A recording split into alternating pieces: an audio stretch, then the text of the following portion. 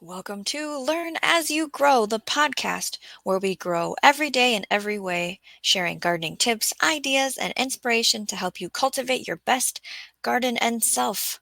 Let's talk about beginner planting list. How many food recalls were there in 2024? In the United States, the USDA reported 1,908 food recalls in 2024. Let's get growing in 2025. I want to hear from you. What would you tell a first year gardener to plant? What did you plant that first year? Put it in the comment section below. Let's talk about what you're going to grow in. That kind of determines your planting list. Is it containers? Is it a green stock on your patio, your balcony? Is it a raised bed, either made of rocks, wood, metal, or is it in the ground? Knowing what space you have to grow in.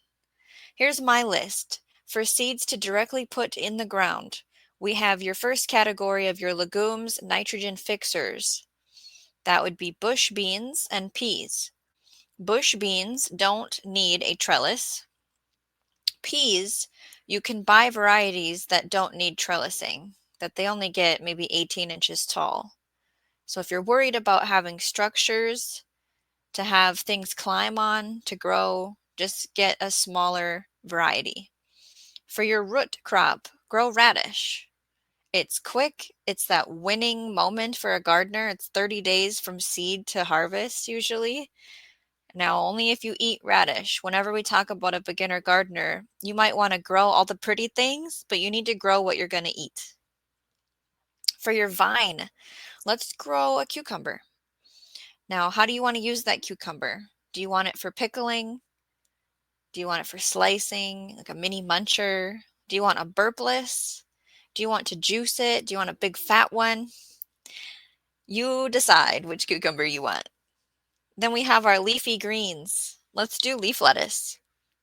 You can harvest it throughout the season on the outside, and the center will regrow. Herbs, parsley, direct seed parsley. We have to have flowers. Flowers are beneficial companion plants. Check out our podcast where we talked about companion planting and all its purposes and reasons, and we need to bring in those pollinators as well. So on the flowers list, I have sunflower, zinnia, and nasturtium. Sunflower, you can get dwarf varieties, again, if you're in like a balcony situation, or you can go big mama mammoth and grow a giant one and get all those seeds to then eat or plant again. Zinnias, there's your Benary's giant. They make a bigger flower head. Otherwise, there's your regular zinnias. Come in a variety of colors. They are cut and come again. They make bouquets. It's a very easy beginner flower. Nasturtiums, you can get a trailing one where it'll grow out of the bed and down, or you can get one that just you plant and it crawls across as like a ground cover. Then we have your starts, your baby plants that you can buy from a nursery to then transplant into the ground. My suggestion would be chamomile. You can make tea out of the fresh chamomile flowers or dry them. Tomato, only if you eat them. Now, some people can't have nightshades because of inflammation problems or GERD. So only if you use tomatoes in your life. Now you can decide, do you want a cherry tomato?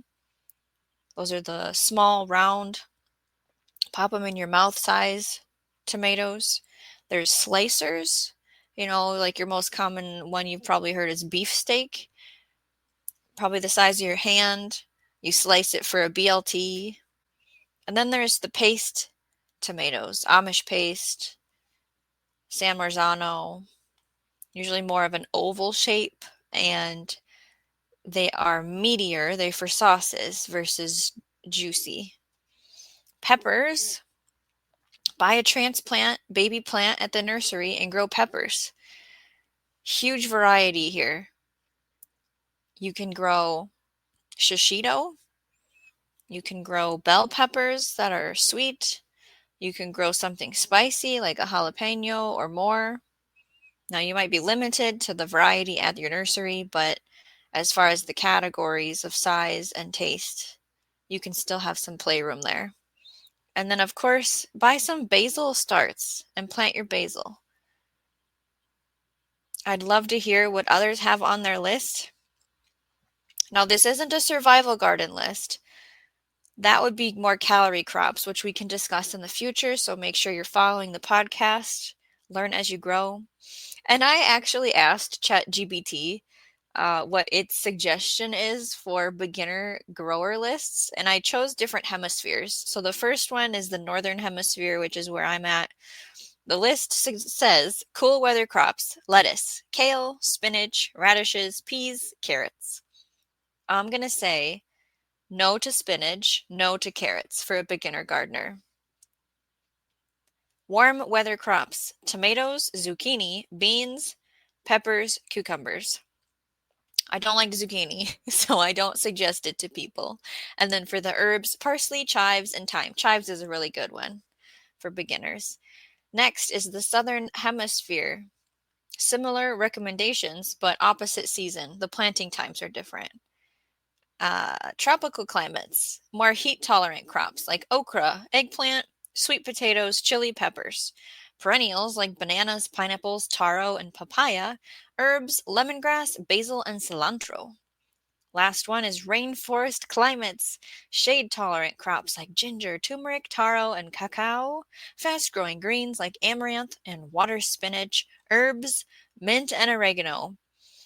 Grow a garden in 2025. Take back control of your food. Thanks for listening to Learn as You Grow. Be sure to follow, leave a review, and share it with a fellow gardener. Don't forget to check out my YouTube channel, Shawnee Grows. Link is in the show notes. That's SHAWNEEGROWS, Shawnee Grows, for even more tips and live streams. Come on over and chat with me live. Until next time, grow every day in every way.